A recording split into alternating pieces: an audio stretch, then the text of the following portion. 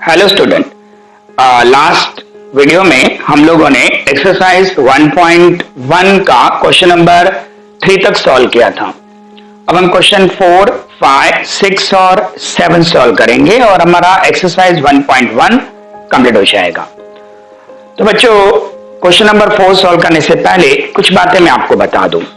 अगर समझो आपको ऐसा दिया हुआ है A dash B dash C, इसका मतलब क्या है कि पॉइंट बी जो है वो ए और सी के बीच में कहीं पर है। Point B is between A and C.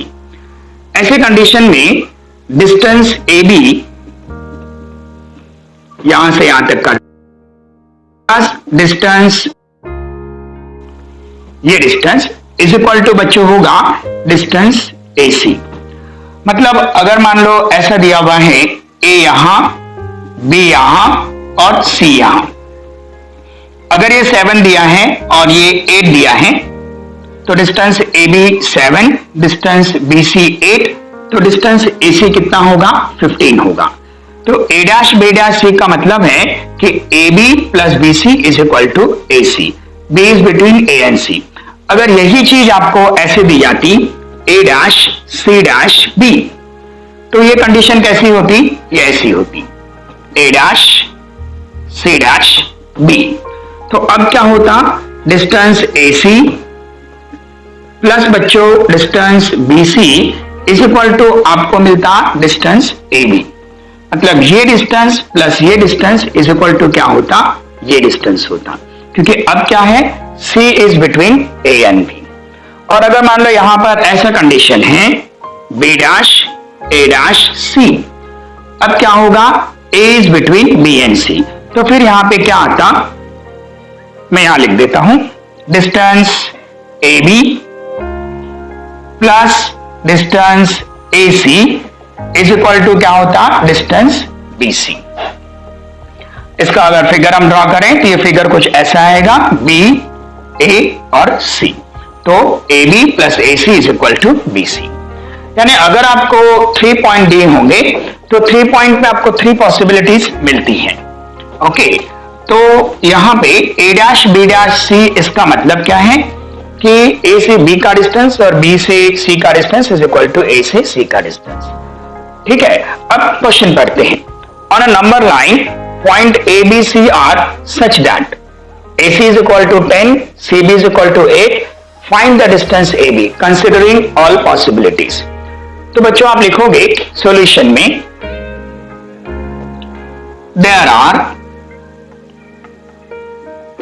3 possibilities. There are 3 possibilities. A dash, B dash C, comma, पहले B बीच में आ गया, फिर B dash A dash C, अब A बीच में आ गया। अब कौन बीच में आएगा? बी हो गया, ए हो गया, अब सी को बीच में रखो तो A dash C dash B. ये लिखा ना कंसिडरिंग ऑल पॉसिबिलिटीज, तो ये 3 पॉसिबिलिटीज हो गया। अब फर्स्ट पॉसिबिलिटी ए डैश बी डैश सी, या आप ऐसे लिख दो पॉसिबिलिटी 1। पॉसिबिलिटी 1 कौन सा पॉसिबिलिटी है? A dash B dash C. तो यहां पे क्या लिखोगे? Distance A comma B plus distance B comma C is equal to distance A comma C. Distance, ये पॉसिबिलिटी में क्या होगा? ए से लेकर के बी तक का डिस्टेंस प्लस बी से लेकर के सी तक का डिस्टेंस इज इक्वल टू ए से लेकर के सी तक का डिस्टेंस। अब डिस्टेंस ए बी बच्चों हमें फाइंड करना है, राइट? डिस्टेंस बी सी जो है वो कितना दिया हुआ है चेक करो। डिस्टेंस सी बी या बी सी कितना है? 8 है। बी सी बोलो सी बी बोलो, एक ही बात है। और ए सी कितना बच्चों? 10 है। तो फिर यहां पर distance A B is equal to क्या मिलेगा? 10 - 8। तो बच्चों distance A b is equal to आपको मिल जाएगा 2 यूनिट। तो ए बी कितना हो गया? 2 यूनिट हो गया। ये हमारा पॉसिबिलिटी 1 हो गया। अब क्या लिखोगे? पॉसिबिलिटी 2। मैं यहां पे एक के बाद एक लिख रहा हूं, आप एक के नीचे एक लिखोगे तो भी चलेगा। तो अब बच्चों पॉसिबिलिटी 2, क्या पॉसिबिलिटी 2 है? ये है। तो B dash A dash C. तो यहां पे क्या आएगा? Distance A B plus distance A C is equal to क्या आएगा बच्चों? Distance B C. अब डिस्टेंस ए बी आपको फाइंड आउट करना है। तो डिस्टेंस ए बी आप वैसे ही रखो। डिस्टेंस ए सी कितना है? 10 है। और डिस्टेंस बी सी कितना है या सी बी कितना है? 8 है।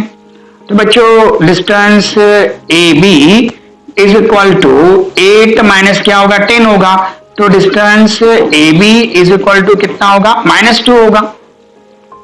हाँ, लेकिन एक बात याद रखो, कभी भी डिस्टेंस माइनस नहीं होता है। अब डिस्टेंस माइनस नहीं होता है इसलिए ये पॉसिबल नहीं है। तो दिस इज नॉट पॉसिबल। यहां पे लिख देने का दिस इज नॉट पॉसिबल, यानी ए बी का वैल्यू -2 पॉसिबल नहीं है। जब भी आप 3 पॉसिबिलिटी लोगे ना, उसमें से एक पॉसिबिलिटी आपको इम्पॉसिबल मिलेगी। ठीक है, वो सॉल्व करके बता देने का। अब पॉसिबिलिटी 3, पॉसिबिलिटी 3 जो थर्ड पॉसिबिलिटी है वो क्या थी बच्चों? A dash C dash B. यहां पे लिख दो A dash C dash B. यहां पे क्या आएगा? Distance A C plus distance C B is equal to distance A B. अब डिस्टेंस ए सी कितना बच्चों? 10। और डिस्टेंस सी बी कितना बच्चों? 8 is equal to distance A B हो गया। राइट। अब 10 प्लस 8 कितना होता है? 18 होता है। 18 इज इक्वल टू क्या हो गया? डिस्टेंस ए बी हो गया। तो बच्चों distance A B is equal to 18 unit. सब जगह पर आप यूनिट्स लिखते जाओ। ठीक है, मैंने यहाँ पे पॉसिबिलिटी नहीं करके यूनिट्स नहीं लिखा। तो distance A B is equal to कितना आ गया? 18 units. Therefore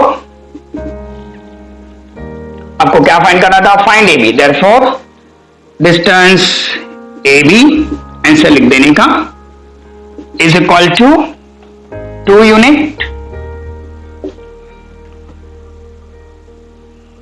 and distance A B is equal to 18 unit. ये पॉसिबल नहीं करके मैंने इसको कंसिडर नहीं किया। तो ये आपको समझ में आ गया कि किस वे से इसको सॉल्व करना है। ठीक है बच्चों, चलिए अभी question number 5।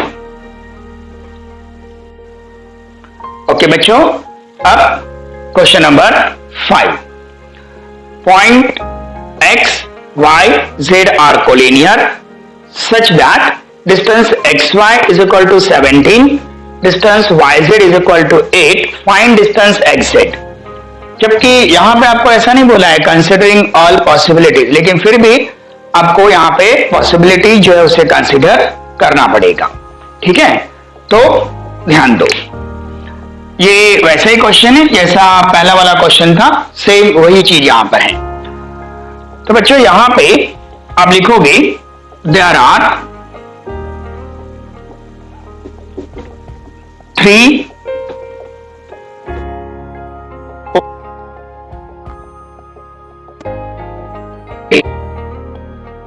possibilities. x dash y dash z, पहले y बीच में, अब किसको बीच में रखें? x को, y डैश x डैश बीच में रखते हैं, तो x dash z dash y। तो ये आपका टोटल 3 पॉसिबिलिटी आ गया। तो यहां पे सबसे पहले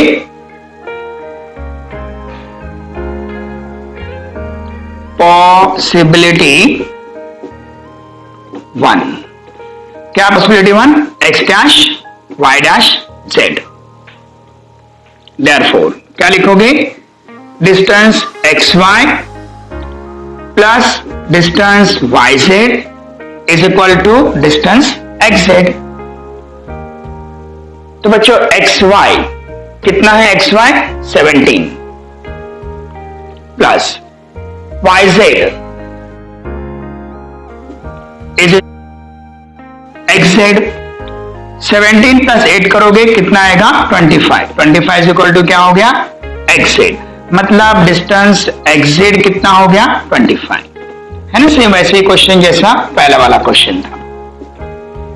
तो ये पॉसिबिलिटी 1 हो गई। अब आप पॉसिबिलिटी 2 लिखोगे। तो यहां पे पॉसिबिलिटी 2, पॉसिबिलिटी 2 क्या है, y dash x dash z। तो क्या आएगा distance X Y plus distance X Z is equal to distance क्या आ गया वाई जेड आ गया। डिस्टेंस एक्स वाई 7, आपको वाई जेड कितना है 8 है, इज इक्वल टू 3। तो डिस्टेंस एक्स जेड कितना आ गया -9, राइट। 8 में से 17 गया, बड़ा नंबर 17 उसका साइन माइनस है, मतलब आंसर -9 आएगा। अगर डिस्टेंस तो कभी माइनस नहीं होता तो क्या लिखोगे, this is not possible, this is not possible. ठीक है। अब थर्ड पॉसिबिलिटी, थर्ड पॉसिबिलिटी क्या है बच्चों, X dash Z dash Y. यहां पे हम लिख देते हैं पॉसिबिलिटी 3। तो ये हो गया पॉसिबिलिटी 3। ठीक है बच्चों। तो पॉसिबिलिटी क्या है, X dash Z dash Y. यहां पे क्या आएगा, distance X Z plus distance Z Y is equal to distance X Y. क्या फाइंड करना आपको, एक्स जेड फाइंड करना। डिस्टेंस एक्स जेड आप वैसे ही रख दो, डिस्टेंस जेड वाई मतलब क्या हो गया, वाई जेड हो गया। वाई जेड हाँ ये रहा 8 इज इक्वल टू बच्चों एक्स वाई 17। ठीक है बच्चों। तो distance X Z is equal to 17 minus 8। तो distance X Z is equal to कितना आ गया, 9 आ गया, 9 यूनिट। ठीक है। Therefore distance X Z is, answer लिख देते हैं, इज इक्वल टू 25 यूनिट्स और distance X Z is equal to 9 unit. तो आपका आंसर क्या आएगा, 25 यूनिट्स और 9 यूनिट्स। ओके। अब देख नेक्स्ट क्वेश्चन बच्चों, question number 6, sketch figure and right the answers of the following questions. If यहां पे 3 क्वेश्चंस है, हम एक एक क्वेश्चन सॉल्व करेंगे। A dash B dash C and ये एल लिखा है, length C A 11, length B C 6.5, then length A B find out करना है। तो बच्चों पहले हम इसका फिगर ड्रॉ करेंगे। फिगर ड्रॉ करते वक्त अब आपको पहले वाले क्वेश्चन में जो आपने पॉसिबिलिटीज सोचा था, ऐसा कोई पॉसिबिलिटी आपको नहीं लेना है, क्योंकि यहां पर उसने बोल दिया ना ए डैश बी डैश सी, मतलब यही एक पॉसिबिलिटी है जिसको आपको कंसीडर करना है। तो ए डैश बी डैश सी के अकॉर्डिंग हमारा फिगर कुछ ऐसा बनेगा।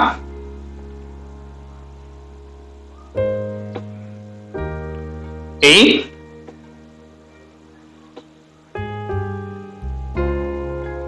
B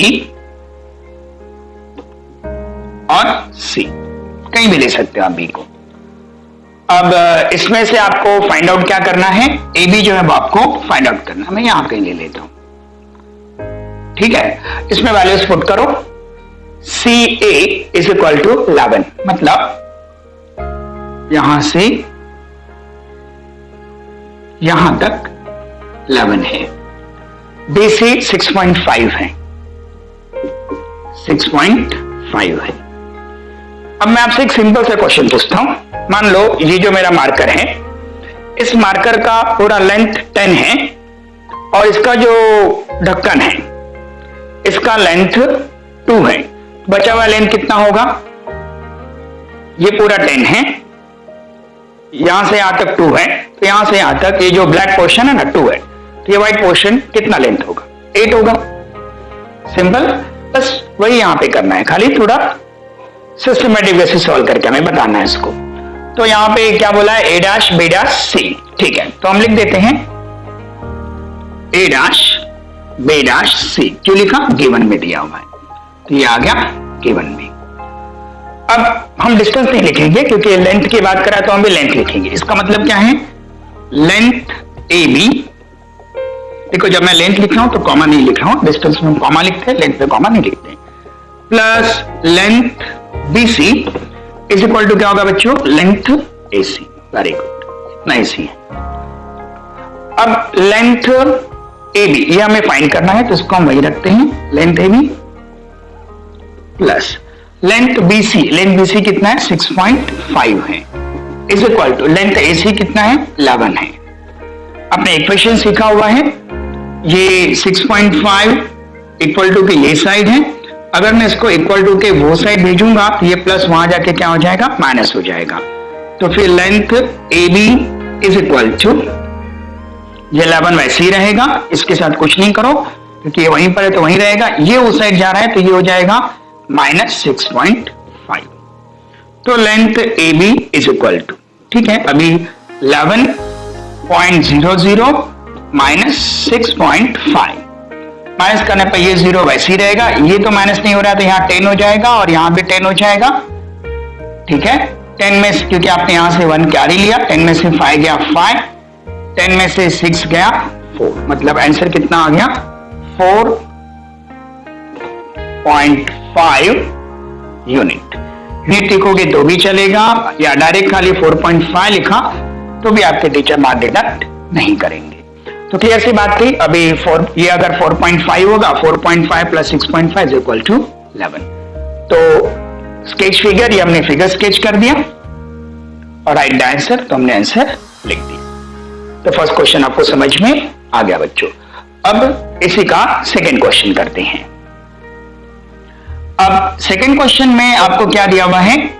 R dash S dash T। तो पहले फिगर ड्रॉ करते हैं। अब फिगर ड्रॉ करेंगे तो यहां पे मैं बीच में बना देता हूं, यहां पे एरो बना दिया। क्या है? R dash S dash T। R ले लिया, कहीं भी S ले लिया और फिर यहां पे क्या ले लिया? T ले लिया।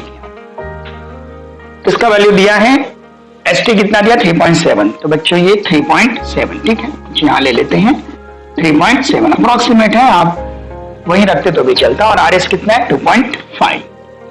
तो ये 2.5 और आपको पूछा था है RT, ये तो और भी इजी है। RT यहां पे हम ले देते हैं क्वेश्चन मार्क, ठीक है, एरो दिखा देते हैं कि ये वैल्यू हमें फाइंड करना है। तो कितना होगा? दोनों को खाली क्या करोगे? ऐड करोगे तो RT मिल जाएगा, राइट? ठीक है, तो अब यहां पे R dash S dash T, ठीक है, ये क्यों लिखा? गिवन में दिया हुआ है, तो ये आप लिख दो गिवन। फिर यहां पे क्या लिखोगे? लेंथ RS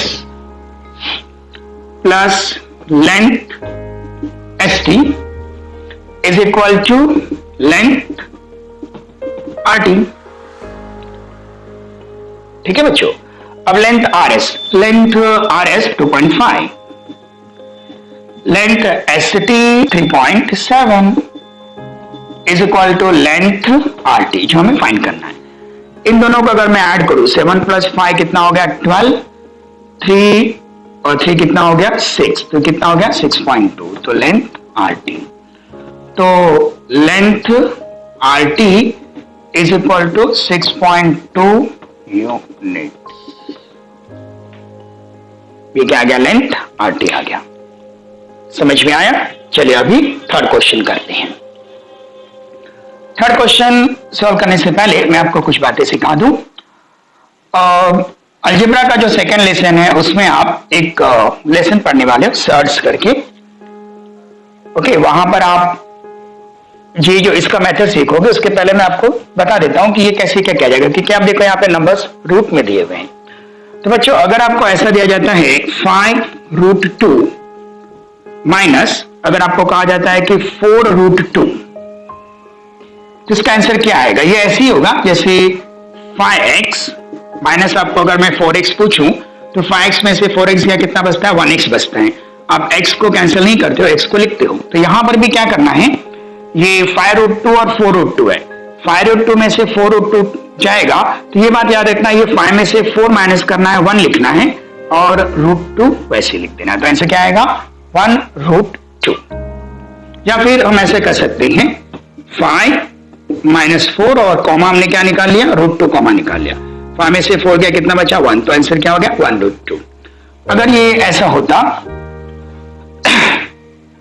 5√3 माइनस √3, 1√3, तो बच्चों 5 में से बन गया, कितना होगा? 4 होगा। 5 में से बन गया 4, √3 को हम वैसे ही रखेंगे, √3 को हटाना नहीं है। तो आंसर क्या आएगा? 4√3। इसको हम ऐसे भी कर सकते थे, 5 माइनस 1 और दोनों में से √3 कॉमन ले लिया, 5 में से बन गया 4, तो आंसर क्या हो गया? 4√3। तो जब इस टाइप का रूट वाला नंबर का आपको सब्सट्रैक्शन दिया जाए तो ये बात याद रखनी है कि इसको कट नहीं करना है, इसको आपको वैसे ही कैरी ऑन करना है। ठीक है, अगर मैं आप एक और एग्जांपल देके समझा देता हूं। अगर आपको ऐसा कहा जाता है 9√2 माइनस 5√2, अब आंसर बताओ। 9 में से 5 गया 4 और √2 वैसे ही रहेगा, तो क्या आंसर आएगा? 4√2। ये मैंने आपको इसलिए समझा क्योंकि अगले क्वेश्चन में आपको इस वे का कैलकुलेशन करना है। ठीक है, तो चलिए सॉल्व करते हैं। If x dash y dash z and length xz is equal to 3√7, length xy √7, then length yz आपको फाइंड करना है। ठीक है, तो चलो पहले फिगर ड्रॉ कर देते हैं, एरो, और ये हमने फिगर ड्रॉ कर दिया। x dash y dash z दिया है, तो बच्चों यहां पे x y और ये z आ गया। अब xz 3√7 है, मतलब यहां से यहां तक 3√7 है बच्चों, 3√7। ठीक है, और xy √7 है, तो देखो कितना इजी है, ये पूरा 3√7, उसमें से 1√7 चला गया तो कितना बचा? 2√7 बचा। तो चलिए अब इसको देखते हैं, x dash y dash z, क्यों? गिवन में दिया है तो आपने इसको लिख दिया गिवन। फिर यहां पे क्या आएगा? Length xy plus length yz is equal to क्या आएगा? Length xz। अब लेंथ xy आपको क्या दिया है? √7 दिया है, तो ये √7। लेंथ yz आपको फाइंड आउट करना है, तो ये yz आप वैसे ही रखो। और बच्चों लेंथ xz कितना है? 3√7 है, ये प्लस √7 है, वो साइड जाएगा तो क्या हो जाएगा? माइनस √7, तो 3√7 माइनस √7, तो लेंथ yz क्या बचेगा? 3 में से 1 गया 2 और ये √7 वैसे ही रहेगा। देखो ये कैसे होगा? 3√7 माइनस √7, 3, अब इन दोनों में से आपने कॉमन क्या निकाल लिया? √7, तो यहाँ 3 बचा और यहाँ 1 बचा, तो ये हो गया 2√7। तो लेंथ yz कितना हो गया? 2√7 यूनिट्स। तो ये आपको समझ में आ गया। ठीक है, अब आपका एक्सरसाइज 1.1 का लास्ट क्वेश्चन, क्वेश्चन नंबर 7, मैं इससे पहले मिटा देता हूं, उसको हम रीड करते हैं। अरे बच्चों क्वेश्चन देखो आपको क्या दिया हुआ है, which figure is form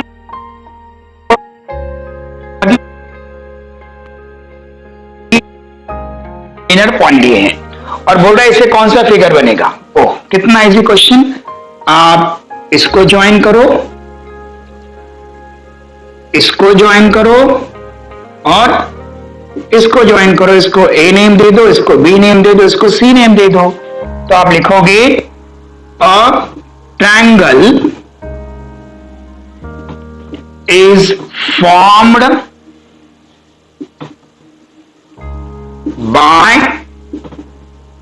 3 non collinear points. A triangle is formed by 3 non-collinear point. ये ड्रॉ करके बता देने का, या भी एरो दिखा दो। तो बच्चों मेरे ख्याल से एक्सरसाइज 1.1 आपको बहुत अच्छी तरह समझ गया होगा। Very very thank you.